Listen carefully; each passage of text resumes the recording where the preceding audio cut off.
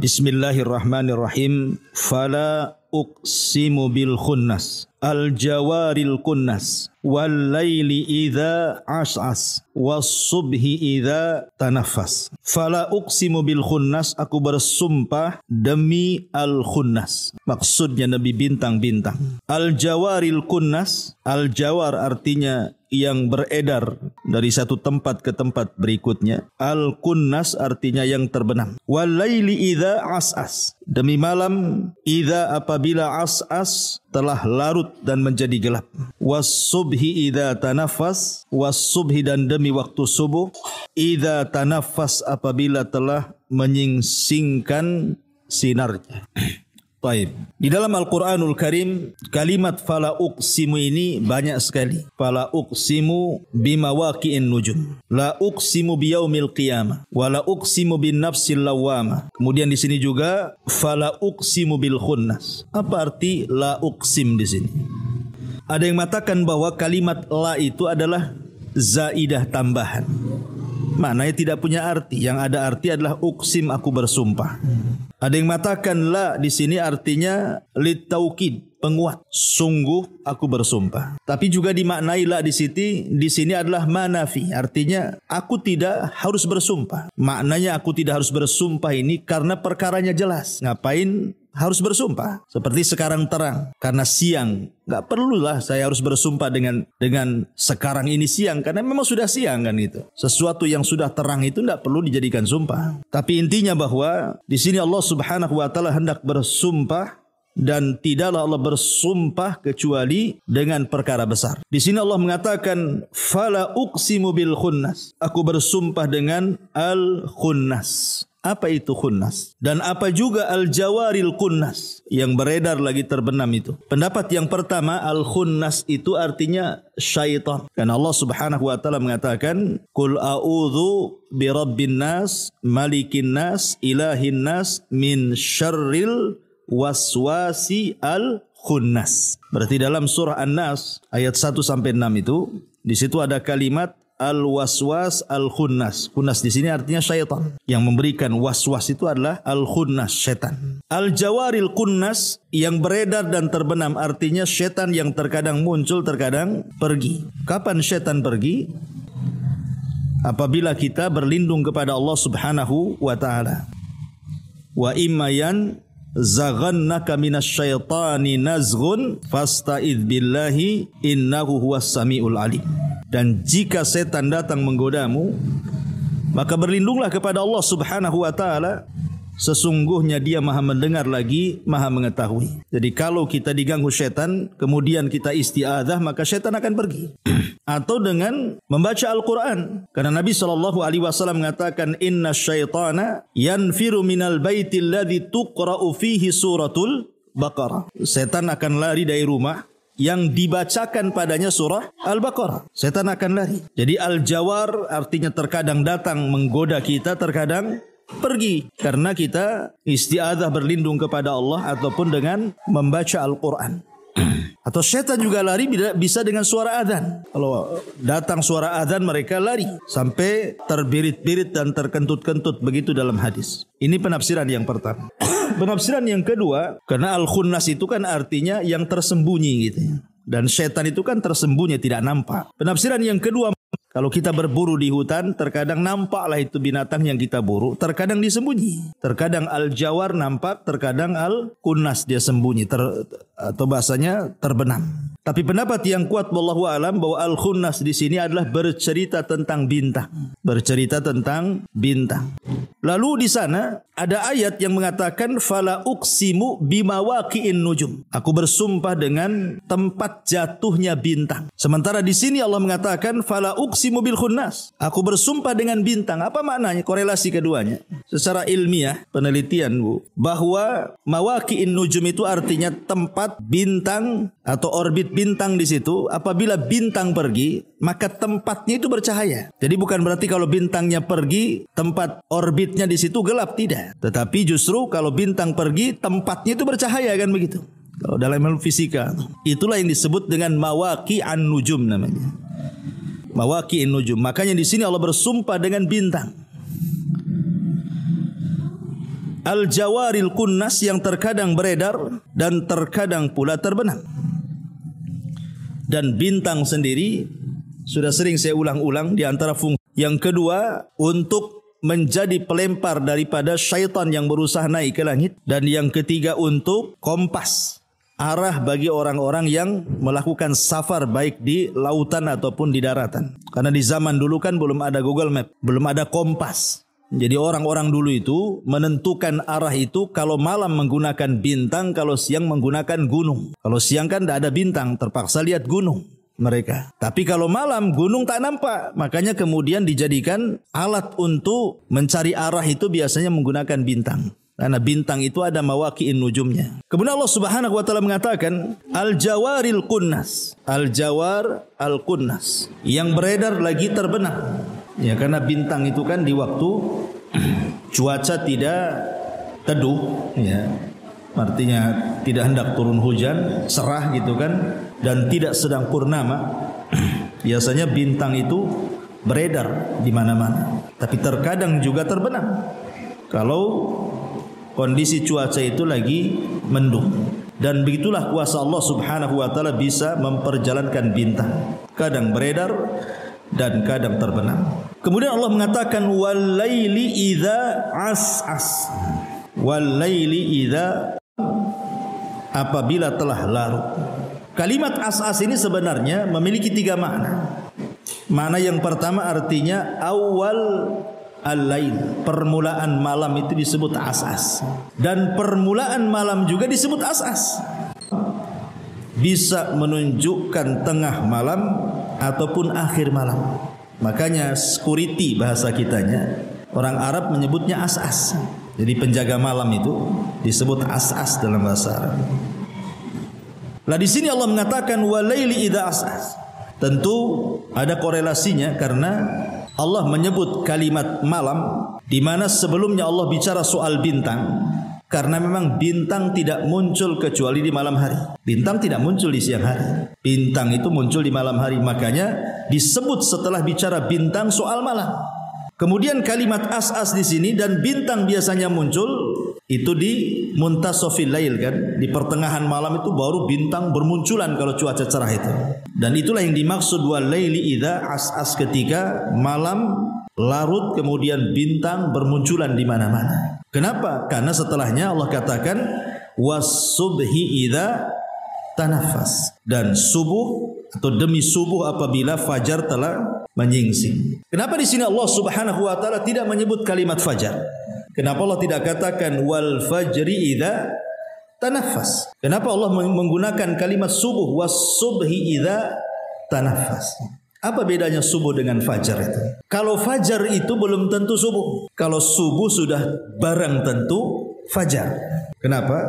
Karena fajar itu ada 2. Ada yang disebut dengan fajar kadzib, ada yang disebut dengan fajar shadiq.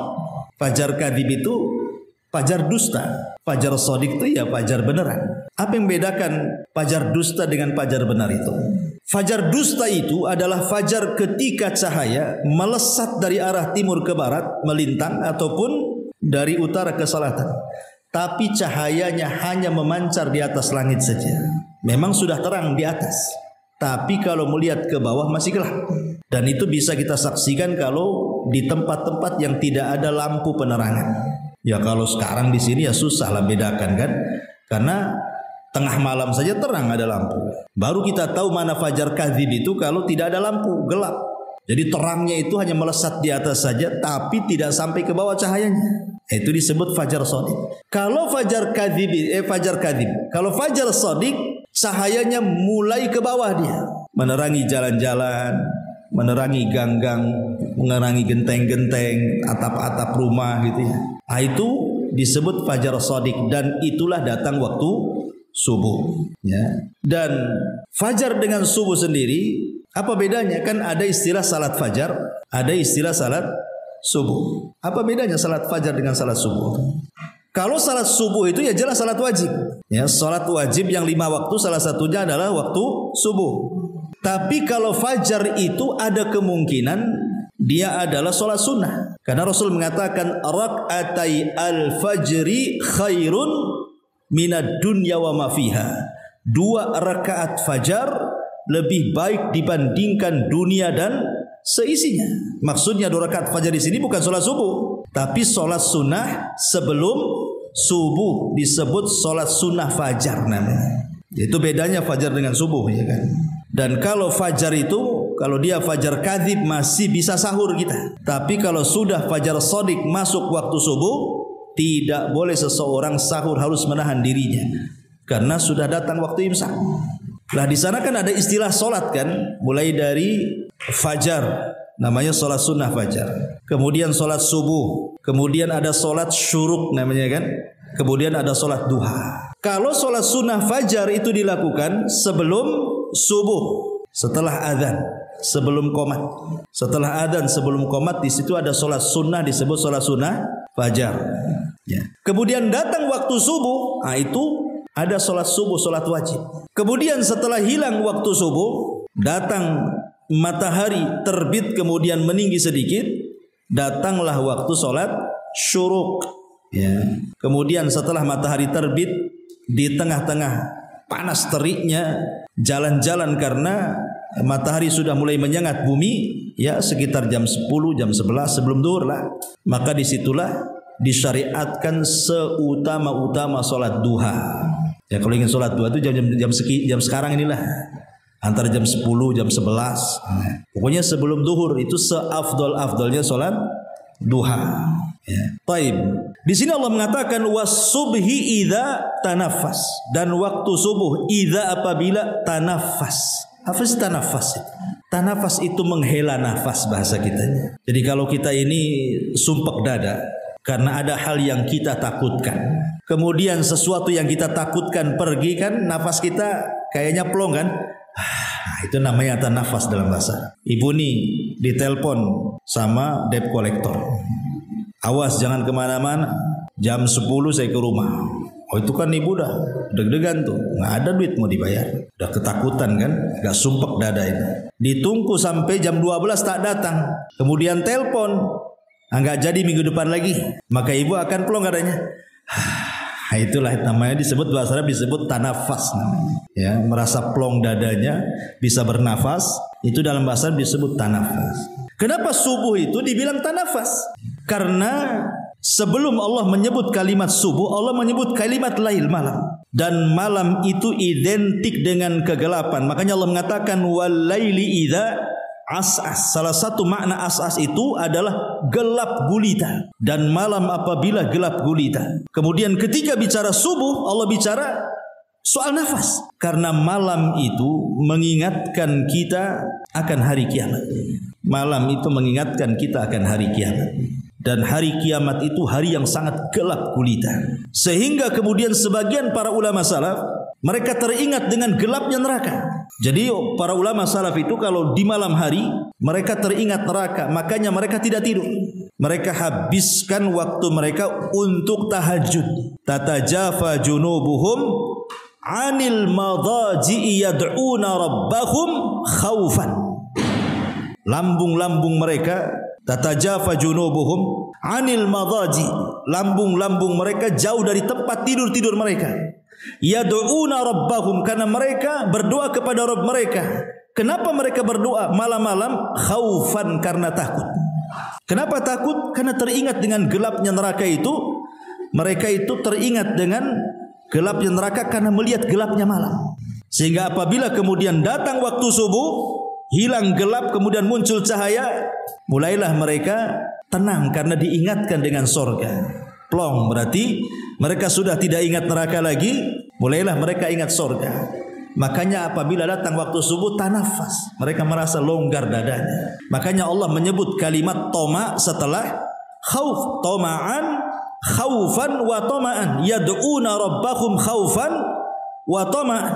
Ketika lambung-lambung mereka jauh dari tempat tidur mereka karena mereka berdoa kepada Rabb mereka, khaufan karena takut, wa toma'an karena mengharap. Artinya didahulukan takut baru mengharapkan begitu. Maknanya takut dulu ke neraka baru mengharap masuk surga. Disebutkan malam itu maksudnya mengingatkan neraka, disebutkan subuh apabila bernafas diingatkan ke dalam surga. Makanya kalau kita lihat di sekitar kita, malam-malam itu, binatang-binatang di sekitar kita malam-malam, mereka juga ketakutan. Makanya hampir secara umum binatang-binatang itu kalau malam mereka masuk ke kandang-kandang mereka. Secara umum semua binatang, kecuali memang binatang yang khusus yang memang keluar malam. Tapi umumnya binatang itu mereka balik ke kandang-kandang mereka, ke rumah-rumah mereka. Umumnya seperti itu karena mereka juga ketakutan dengan malam. Sama dengan manusia juga sama. Kalau malam-malam kan mereka pulang ngumpul dengan keluarganya. Binatang juga sama. Terutama di hari Jumat. Binatang itu lebih takut lagi. Karena kita tahu bahwa kiamat itu terjadi di hari Jumat. Tanpa menyebut di hari Jumat keberapa. Tahun berapa kan gitu. Sehingga binatang-binatang itu di malam hari, di hari Jumat khusus, yaitu ketakutan mereka. Tapi apabila datang subuh, maka mereka hilang takutnya. Dunia belum terjadi apa-apa. Was-subhi idza tanafas, jadi plong dia. Kalau saya boleh analogikan seperti pamannya ada narapidana, seorang napi di penjara karena kasus narkoba mungkin bawa sekian ton gitu ya. Otomatis diponis mati. Kemudian dikatakan kepada sang napi ini, kamu akan dieksekusi mati hari Jumat. Tidak menyebut tanggalnya, bulannya. Pokoknya kamu akan dieksekusi hari Jumat. Kira-kira si napi ini setiap hari Jumat itu malamnya dan engkau akan dieksekusi subuh hari Jumat umpamanya. Tanpa menyebut tanggal, bulan, tahunnya. Pokoknya subuh hari Jumat. Boleh jadi si napi ini setiap hari Jumat apa malamnya apa enggak deg-degan tuh? Pastilah deg-degan kan? Wah, jangan-jangan besok mati saya. Jangan-jangan besok mati itu. Ya. Tapi ketika sudah lewat waktu subuh, ternyata tidak ada eksekusi. Mungkin belum waktunya. Lega dia. Itu disebut tanafas. Lah binatang-binatang itu seperti itu. Ya, apabila sudah lewat subuh, ternyata masih mendapatkan subuh dan cahaya matahari, berarti kiamat belum tegak. Karena kalau sudah terjadi kiamat, kita tidak mungkin mendapatkan subuh. Karena kiamat itu terjadi sebelum subuh. Sehingga ketika terjadi kiamat tidak ada subuh lagi. Makanya itulah kemudian Allah mengistilahkan was-subhi idza tanafas. Dan terlebih-lebih nafas subuh itu, hawa angin subuh itu ada sebaik-baik nafas, sebaik-baik hawa yang Allah kirimkan di waktu pagi.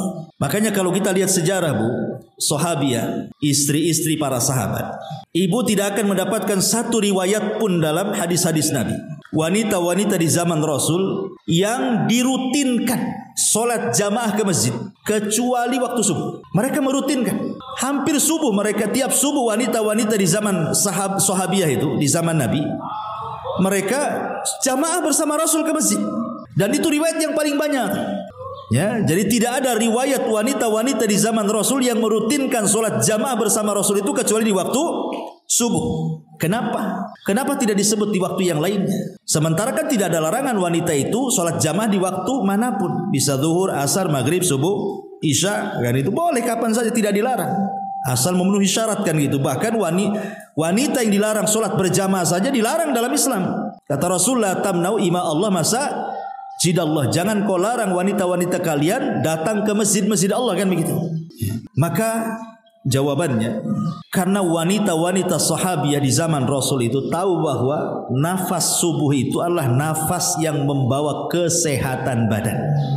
Makanya mereka itu menjadikan waktu subuh itu sebagai waktu riyadhah, olahraga. Mereka keluar dari rumah menuju masjid jalan kaki, kemudian mereka pulang dari masjid ke rumah juga jalan kaki, dan masih di waktu subuh. Jadi mereka mengambil hawa nafas waktu subuh itulah yang kemudian menyehatkan badan-badan para sahabiah. Makanya ibu kalau ingin olahraga ya waktu subuh tuh. Ya, habis sholat subuh, itulah mau jalan. Disitulah hawa terbaik yang Allah kirim ke bumi, yang disebut dalam hadis Nabi SAW sebagai hawa soba. Jadi ada yang disebut dengan angin soba namanya. Dan itu berdasarkan hadis Nabi SAW, nusirtu bis soba wa uhlikatil adu biddabur. Jadi aku ditolong, kata Rasul, dengan adanya angin pagi, sebagaimana kaum Ad dihancurkan dengan adanya angin sore. Jadi angin yang paling baik, nafas yang paling baik, hawa yang paling baik itu di waktu pagi, bukan sore hari.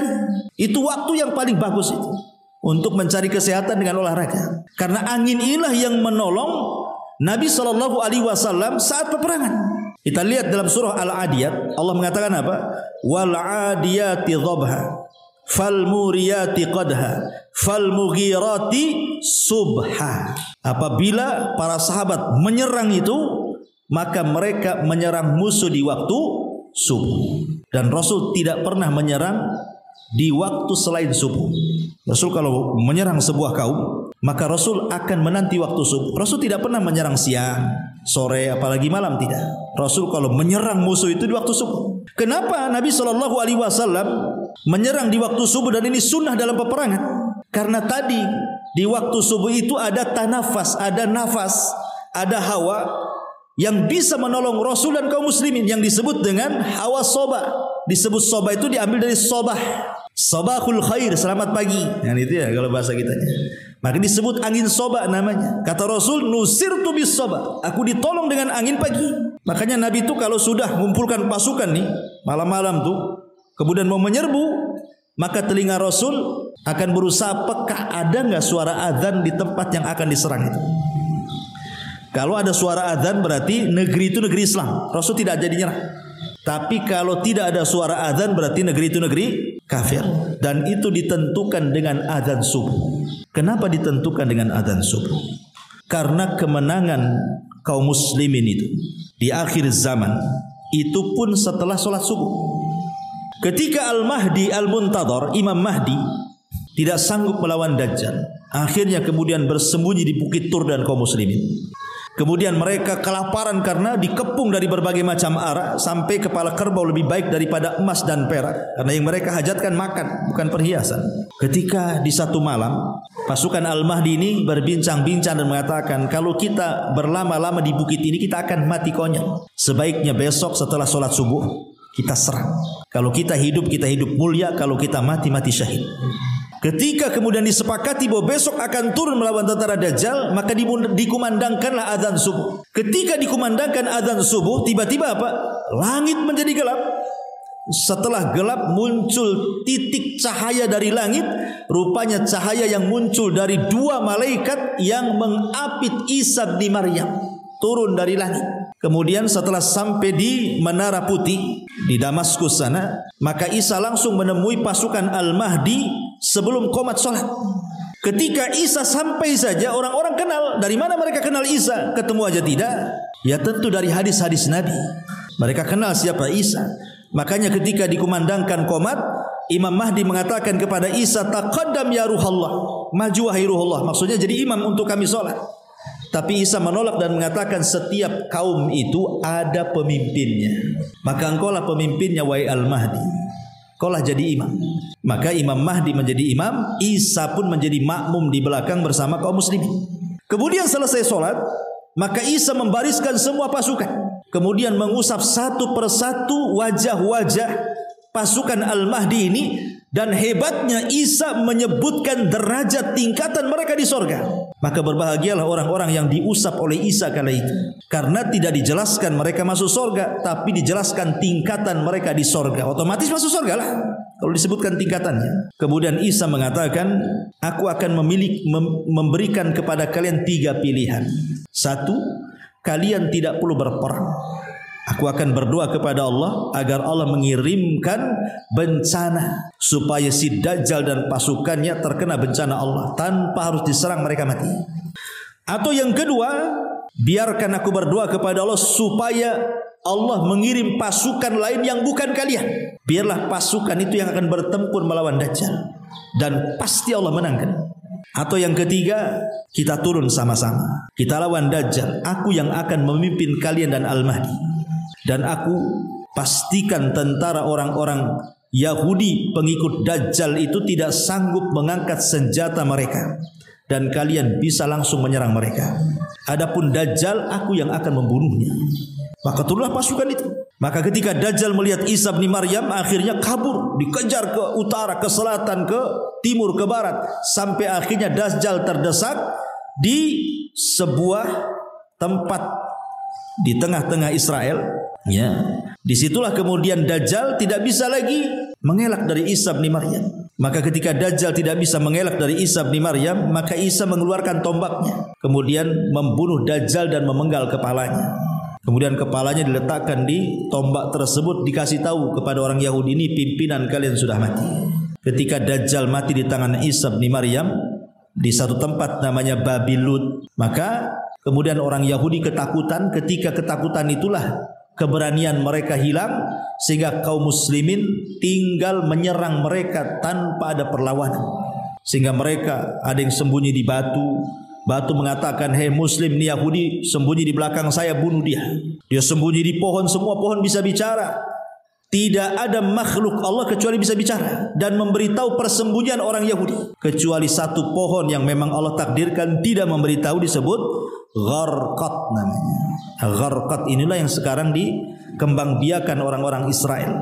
Hadis ini bocor kepada mereka sehingga mereka menanam Gharqad sampai hari ini. Yang ingin saya katakan, bagaimana Allah menangkan tentara Isa bin Maryam dan tentara Al-Mahdi melawan Dajjal. Kapan itu terjadi? Selepas sholat subuh. Kan peristiwanya selepas sholat subuh. Makanya ada pernyataan jenderal Israel, saya lupa namanya, ya. Dia mengatakan kalau seandainya orang-orang Palestina itu sholat subuh sebanyak sholat Jumat, kalau seandainya orang Palestina itu mereka sholat subuh dan jemaahnya sebanyak sholat Jumat, dan itu setiap hari, tentu Israel akan tumbang dengan mereka. Artinya seolah-olah tahu kekuatan kaum muslimin itu ada di sholat subuh.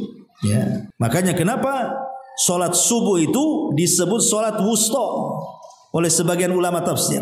Ketika Allah mengatakan hafidhu ala salawati was salatil wusta wa qumu lillahi qanitin. Jagalah oleh kalian 5 waktu sholat, terutama wusta, sholat pertengahan. Sebagian tafsir mengatakan maksudnya sholat pertengahan itu maksudnya sholat asar. Tapi ada juga yang berpendapat maksudnya subuh. Adapun yang berpendapat asar, karena nasnya memang disebutkan asar. Kata Rasulullah ketika Nabi perang Khandaq kemudian diserang sehingga Rasul harus menjaga parit karena takut musuh masuk ke dalam kota. Rupanya musuh terus menyerang sampai waktu maghrib, Rasul belum sholat asar.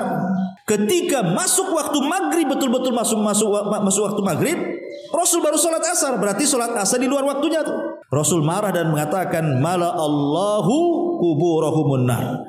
Semoga Allah memenuhi kuburan-kuburan mereka dengan api karena mereka sudah mengakhirkan sholat wusta. Nah, jadi Rasul menyebutnya asar dengan wusta. Ini satu pendapat. Pendapat yang kedua, wusta di situ subuh artinya. Kenapa? Karena hanya satu-satunya sholat yang disebut sholat pertengahan itu hanya subuh. Karena subuh nggak ada gandengannya. Kalau zuhur ada gandengannya asar. Kalau maghrib ada gandengannya isya. Lah kalau subuh mau dijama dengan mana? Nggak bisa dijama. Subuh nggak bisa ditarik ke isya atau ditarik ke zuhur. Yang bisa menarik-narik itu hanya zuhur ke asar atau asar ke zuhur, atau maghrib ke isya atau isya ke maghrib, kan gitu. Subuh tidak bisa ditarik-tariknya. Tidak ke belakang, tidak ke depan, tidak ke subuh, tidak ke zuhur. Makanya disebut tengah-tengah tuh. Ya, sebagai ulama mengatakan subuh itu sholat wusta, dan itulah yang kemudian Allah menghendaki kita menjaganya. Hafidhu ala salawati was salatil wusta. Jaga oleh kalian 5 waktu salat, terutama salat subuh atau salat asar. Dan siapa yang menjaga 2 salat ini dijamin masuk surga. Kata Rasul, man hafadhu ala baradaini, 2-nya disebut wusta. Ya. Bahkan pernah saya ceritakan kalau tidak salah kepada ibu-ibu kisah tentang Anas ibnu Malik radhiyallahu anhu. Anas ibn Malik itu, Anas ibn Malik radhiyallahu anhu, ketika tergabung dalam tentara pasukan pembebasan Qadisiyah di masa Amirul Mukminin Umar bin Khattab radhiyallahu anhu. Maksudnya Qadisiyah membebaskan Baitul Maqdis, menyerang Persia. Ada satu kota. Kota itu di bawah Persia. Di bawah Persia namanya Tustar. Kota Tustar itu masih di bawah kekuasaan Persia. Dan orang-orang Persia itu terbiasa meniru orang-orang Romawi. Jadi sebuah kota itu suka dibuat benteng sama mereka. Jadi dikelilingi benteng tuh kotanya itu. Itulah orang-orang Persia meniru orang-orang Romawi membuat benteng. Jadi setiap kota itu dibuat benteng supaya musuh tidak mudah masuk. Lah pasukan Anas ibn Malik radhiyallahu an dan sahabat yang lainnya ketika menyerang Tustar itu tidak bisa dirobohkan bentengnya. Tidak bisa. Berkali-kali mereka merobohkan benteng, hampir mengalami kekalahan kaum muslimin. Kenapa? Karena hampir 1,5 tahun lebih, kurang lebih 1,5 tahun. Mereka mengepung kota itu loh, tidak bisa dihancur-hancurkan tuh kota itu. Bayangkan 1,5 tahun bukan waktu sebentar. Mengepung kota itu, bisa saja kaum muslimin tanpa diserang kalah dengan habisnya pembekalan, kan gitu ya. Kan orang perang kan harus makan, harus minum, ya, atau mungkin harus ada kesehatan kan. Ini 1,5 tahun itu benteng tak roboh-roboh tuh. Hampir kalah. Subhanallah, Allah takdirkan. Tepat waktu subuh, benteng itu roboh. Bisa dijebol kaum muslimin. Sementara mereka belum sholat subuh. Ini kan bingung nih. Kalau mereka sholat subuh duluan, tentu benteng itu akan dijaga lagi. Ya kan begitu. Kalau mereka menerobos masuk dan ini kesempatan, tentu mereka meninggalkan subuh. Ini kan dilema nih para sahabat nih kan. Kalau masuk, meninggalkan subuh. Kalau melaksanakan subuh, ini kesempatan 1,5 tahun nunggu benteng roboh. Sekarang sudah roboh nih. Itulah yang buat dilematis para sahabat itu. Tapi mereka melihat bahwa ini kesempatan 1,5 tahun mengepung. Ini kesempatan benteng sudah roboh. Akhirnya mereka pun beristihad masuk berperang habis-habisan. Subhanallah. Waktu pengepungan yang cukup lama 1,5 tahun itu bisa dimenangkan dalam waktu sesingkat-singkatnya, hanya kurang lebih 3 jam saja. Tustar jatuh ke tangan kaum muslimin. Masalahnya sahabat belum salat subuh. Matahari sudah terbit. Itu masalahnya. Ya. Akhirnya kemudian setelah dimenangkan kaum muslimin, barulah mereka sholat subuh di luar waktu. Persis seperti Rasul sholat asar di luar waktu. Ketika perang Ahzab tadi saya sudah katakan, Rasul sholat asar di waktu maghrib. Ini sholat subuh setelah terbit. Ya. Sebenarnya secara hukum tidak ada masalah. Karena ini kan konteksnya perang. Mereka juga mengikuti Nabi. Nabi pernah sholat asar di maghrib. Secara hukum fikih tidak ada masalah. Ini darurat. Ya. Tapi tidak bagi para sahabat, terutama Anas ibn Malik radhiyallahu anhu. Anas ibn Malik apabila diingatkan tentang perang Tustar, Bu, selalu menangis. Seolah-olah janganlah kau ingatkan perang itu. Harusnya sebuah kemenangan itu kan dikenang kan. Ibu kalau berhasil sebuah masalah, kalau ditanyakan senang tuh. Ya. Kalau ibu membangun rumah sendirian, ditanya soal rumah kan ibu pasti bangga tuh, karena saya bangun. Ya. Tapi Anas ibn Malik ini justru suksesi perang itu kalau diingatkan Tustar, tidak suka dia. Karena dia langsung menangis. Dan tangisannya tidak bisa dihentikan. Jadi ditanya oleh sahabat ini, "Wa mayubkika ya Anas, apa yang membuat kau menangis? Bukankah ini kemenangan? Harusnya kalau diceritakan kemenangan itu tersenyum, tertawa bangga, menang kita. Kenapa kau menangis kan itu?" Maka Anas bin Malik radhiyallahu mengatakan, yang aku tangisi bukan kemenangan. Bukan itu yang aku tangisi. Bukan karena kita menang perang. Yang aku tangisi karena kita tidak melaksanakan subuh tepat waktu. Bayangkan, peristiwa tidak subuh tepat waktu itu hanya 1 kali bagi para sahabat. Hanya 1 kali saja. Sementara kita nih, sholat subuh di luar waktu itu berkali-kali kan, Bu. Ibu kurang tidur, rupanya ketiduran jam 3, bangun pula jam 3. Tidur jadi jam 3 ke jam 3 tuh. Ya. Itu hampir kita ini selalu kan, ketiduran nanti jam 7 bangun, jam 8 bangun. Selalu tuh, bukan sekali 2 kali saja tuh, berkali-kali boleh jadi di antara kita kan gitu. Itu yang masih ada tanggung jawab sholat. Kalau nggak ada tanggung jawab sholat, mana bodoh kan itu. Mau sholat nggak sholat terserah kan gitu ya. Hari-hari mungkin subuh ditinggalkan dia.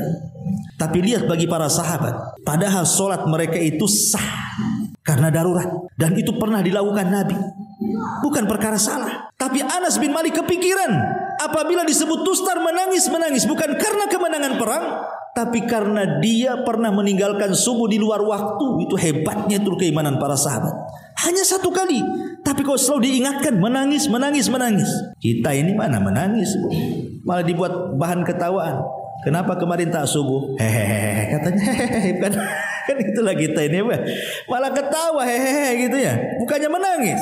Ya, itulah keimanan kita dengan sahabat itu memang jauh. Makanya wajar kalau seandainya ibu punya gunung emas diinfakkan, itu tidak bisa menandingi keimanan para sahabat. Ya, makanya Abdullah ibn Umar itu sudah saya ceritakan kan, kalau dia tidak salat jamaah saja, dia sholat tapi tidak jamaah karena telat. Bukan karena tidak datang, karena telat.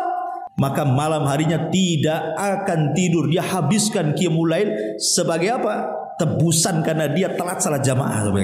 Padahal enggak. Dia tetap datang ke masjid, cuman sudah buyar kan itu ya.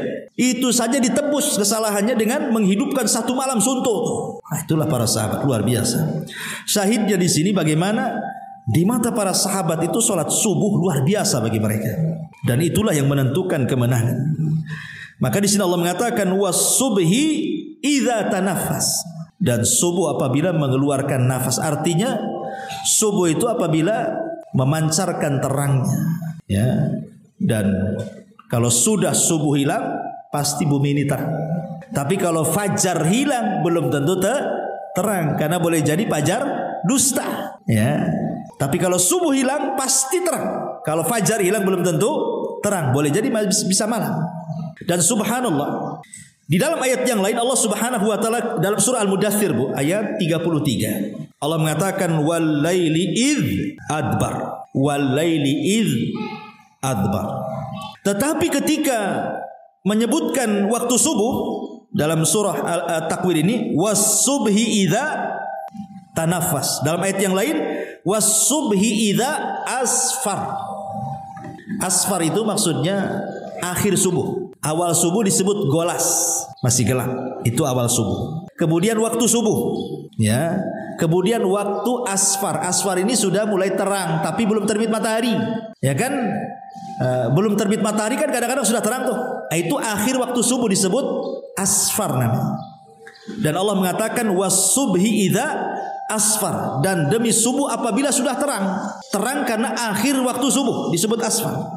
Perhatikan dua ayat ini. Ketika Allah Subhanahu wa taala menyebut kalimat malam, walaili idz adbar. Tapi ketika menyebut waktu subuh, Allah katakan was-subhi idza asfar. Yang ingin saya katakan, Bu, kalimat idz dan idza. Idz itu menggunakan apa? Sukun. Idz sukun kan? Bulat-bulat itu sukun namanya. Idz sukun. Kalau idza menggunakan fathah itu disebut harokat. Harokat fathah. Ada fathah di atas, ada kasrah, ada dhammah, itu disebut harokat namanya. Tapi kalau kosong gitu ya, itu disebut sukun. Kalau ada tulisan bahasa Arab, kok di situ ada berbentuk bulat, itu disebut sukun. Tapi kalau ada harokat fathah, dhammah ataupun kasrah disebut harokat. Harokat fathah, harokat dhammah. Sukun itu apa artinya, Bu? Sukun itu artinya tenang. Sukun itu artinya tenang. Harokat itu artinya bergerak. Ya. Ketika Allah mengatakan walaili idz adbar, dan demi malam, idz menggunakan sukun apabila berlalu, maknanya malam itu disebut tenang. Allah suruh kita tenang, tidur, karena malam itu tempat istirahat, tempat tenang. Ya. Tapi kalau sudah lewat malam, sudah waktu asfar, akhir subuh dan mendekati waktu matahari terbit, menggunakan fathah artinya harokat fathah. Makna harokat itu apa? Bergerak. Itu disebut harokat, itu bergerak. Bergerak dari dhammah ke fathah, dari fathah ke kasrah, itu namanya harokat, bergerak. Ya, karena selepas subuh kita disuruh bergerak. Makanya disesuaikan tuh. Kalau malam menggunakan sukun memang disuruh kita ini istirahat. Tapi kalau sudah pagi disuruh bergerak. Karena itu waktunya kerja. Tapi sangat disayangkan hari ini, terutama anak-anak muda, malah dibalik, Bu. Ya. Harokat itu dijadikan malam, sukun pula dijadikan pagi. Nah, anak-anak muda sekarang, tak tahu ibu-ibu ya, kalau malam gerak, gak tidur dia, nonton TikTok kan gitu, TikTokan, Facebookan, Instagraman. Kalau sekarang, kalau zaman dulu kan ngobrol. Nah, sekarang kan sama HP saja lah. Itu bisa ndak tidur satu malam suntuk tuh sama HP itu. Digunakan untuk gerak sama dia. Nanti subuh itu disukunkan pula mata tuh. Ya. Harusnya mata itu disukunkan di waktu malam, malah kemudian disukunkan di waktu pagi. Harokatnya diletakkan di malam. Ini kan bahaya. Kalau kemudian malam digunakan untuk harokat, bergerak, subuh pula digunakan untuk tidur, saya jamin, Bu, nggak akan berkah hidupnya. Kenapa? Karena Nabi SAW mengatakan dalam hadisnya, Allahumma barik li ummati fi bukuriha. Ya Allah, berkahi umatku di waktu pagi. Makanya Nabi SAW sampai membuat pahala khusus orang yang tidak tidur di waktu pagi itu. Apa kata Rasulullah? Barang siapa yang sholat subuh, kemudian tidak beranjak dari tempatnya, kemudian selepas itu dia berzikir, baca Quran dan ibadah yang lainnya sampai syuruk matahari terbit, biarkan meninggi satu tombak, ibu lakukan 2 rakaat yang disebut syuruk. Lihat bagaimana pahala khususnya, kahajjati wal umrati taman. Ibu dapat pahala haji dan umroh secara sempurna, seperti ibu baru pulang dari Mekah aja dapat pahalanya. Sampai disediakan pahala khusus bagi orang yang tidak tidur loh, selepas subuh sampai terbit matahari. Karena itu waktu berkah masalahnya. Makanya Imam Ibnul Qayyim sampai mengatakan, siapa yang mendawamkan terus-terusan, dia gunakan selepas subuh untuk tidur sampai terbit matahari, tidak diberkahi badannya, tidak diberkahi usahanya, tidak diberkahi keluarganya, bahkan tidak diberkahi hidupnya. Kenapa? Karena ketika turun berkah dia tidak mengambilnya. Makanya penting ya kalau sekali-kali tidak apa-apa kan itu ya. Mungkin lelah, letih atau sakit sekali-kali wajar. Tapi kalau sudah dijadikan kebiasaan, apalagi bapak-bapak yang biasa kerja gitu ya, mungkin dia cepat tidurnya ketika subuh, malah kemudian cepat bangunnya, tapi ketika nganggur gak ada kerjaan ya kesempatan lah itu. Habis subuh ya golang-goleng gak jelas kan itu. Padahal waktu itu waktu berkah. Jangan digunakan untuk itu. Makanya kenapa Allah Subhanahu wa taala gunakan malam id, itu artinya sukun, supaya kita tenang, tidur, istirahat, biar pagi bisa bangun, bisa bergerak. Supaya berkah. Terutama pengantin baru ini yang salah kaprah ini biasanya. Malam digunakan bergerak, tidur pula dia pagi-pagi, ya kan? Nah ini kan masalah nih pengantin baru ini. Nanti gak berkah nanti pengantinnya. Ya, kalau waktunya tidur. Ya, nanti ada waktu kan masih lama kan itu. Emang besoknya mau cerai dia. Artinya kan harus dipahami di sini kalau orang ikut undang-undang Islam itu sebenarnya indah itu. Rumah tangganya jadi berkah jadinya. Ini indah, malam begadang tuh, pagi pula tidur. Jadi nggak berkah nikahnya jadinya. Karena waktunya berkah diambil, dia pula tidur. Dan itu bisa berbulan-bulan tuh ya, sampai bosan. Masyarul muslimat yang dimuliakan Allah Azza wa Jalla, intinya bahwa di sini ada keutamaan hebat di waktu subuh. Bahkan yang lebih daripada itu, angin subuh ini selain membawa berkah, ya, juga kata para ulama, tibun nafsi wa safa'uha, bisa menjernihkan hati dan juga bisa menjadikan jiwa itu baik. Ya. Kenapa demikian? Kita tahu bahwa hadis Nabi SAW yang disepakati Bukhari Muslim, yaqidu syaitan ala qafiyati ra'si ahadikum idza huwa nama salasa uqadin. Bahwa setiap hamba yang hendak tidur di malam hari itu kan didatangi setan. Kemudian setan akan datang kepada hamba ini, kemudian mengikat di tengkunya 3 ikatan kan. Lah setiap satu ikatan, maka setan akan mengatakan, yadribu kulla uqdatin makanaha alaika lailun tawilun farqud. Kata setan, tenanglah kamu tidur, enakkan kau tidur, sedapkan kau tidur, karena malam masih panjang. Terus saja dikipas-kipain sama setan tuh, padahal subuh tuh. Ya, tapi setan asik ngomong malam masih panjang, malam masih panjang. Ya. Kemudian setan mengikat lagi ikatan yang keduanya. Kalau nampak ini dah kerusuk nih hamba ini, udah mau bangun, diikat lagi sama dia dan dibilang malam masih panjang, ngapain bangun katanya. Ya. Kalau dia sudah mau bangun lagi, kemudian dirayu lagi setan dengan ikatan yang ketiga dan mengatakan, lailun tawilun farqun, malam masih panjang, tidur lagi. Kata Nabi SAW, fa in istaiqadha, kalau dia terbangun sebelum subuh, dia terbangun, fa dzakarallah, kemudian dia ingat Allah, alhamdulillahilladzi ahyana ba'dama amatana wa ilaihin nusyur. Ingat Allah, dia berdoa selepas tidur. Maka kata Nabi SAW, in halat uqdah, satu ikatan lepas tu dari tengkuknya. Wa in tawaddaa, kalau dia berwudu, in halat uqdah, maka kalau dia sampai berwudu, 2 ikatan hilang. Kemudian kata Rasul, fa in shalla in halat uqdah, kalau dia sampai sholat, hilang tuh semua ikatannya. Tidur berzikir, habis itu ambil wudu, habis itu sholat subuh, hilang ikatannya. Apa di sini dampaknya? Maka Nabi SAW mengatakan, fa asbaha nasyitan tayyiban nafsi wa illa asbaha khabisan nafsi kaslan. Maka apabila di pagi hari setelah subuh, maka jiwanya akan baik. Kenapa? Karena di tengkunya sudah tidak ada lagi ikatan setan. Dan dia akan menjadi orang yang paling bersemangat hidupnya. Dan ada yang mengatakan, ulama ketika memberikan catatan kepada kalimat ini, bahwa orang yang bangun di pagi hari, berzikir kepada Allah, kemudian berwudu, kemudian sholat sebelum subuh, kemudian sholat subuh, pokoknya dihabiskan untuk beribadah kepada Allah, maka tidak ada masalah yang akan menimpa dia hari itu sampai 1 hari. Walaupun ada masalah, maka akan mudah diuraikan. Tetapi kata Nabi SAW, wa illa asbah khabisan nafsi kaslan, kalau tidak dilakukan, asih bablas saja tidurnya sampai subuh, sampai jam 6, sampai jam 7, maka jiwanya dianggap buruk.